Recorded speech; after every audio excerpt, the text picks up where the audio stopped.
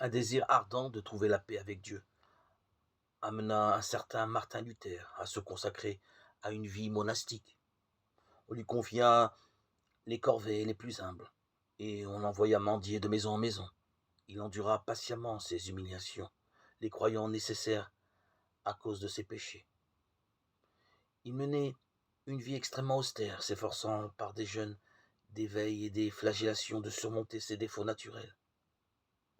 J'étais vraiment un pieux moine, dit-il plus tard. Si jamais moine eût pu gagner le ciel par ses œuvres monastiques, j'y aurais certainement eu droit.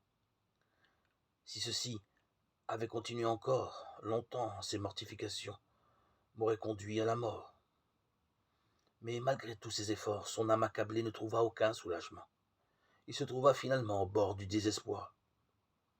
Alors qu'il lui semblait que tout était perdu, Dieu lui suscita un ami et un soutien, Staupitz, qui ouvrit la parole de Dieu à l'esprit de Luther et l'invita à détourner les regards de lui-même et à regarder Jésus. Au lieu de vous torturer à cause de vos péchés, jetez-vous dans les bras du Rédempteur, confiez-vous en lui, en la justice de sa vie, en sa mort expiatoire. Écoutez le Fils de Dieu, il est devenu homme pour vous donner l'assurance de la faveur divine. Aimez celui qui vous a aimé le premier. Ces paroles firent une profonde impression sur l'esprit de Luther.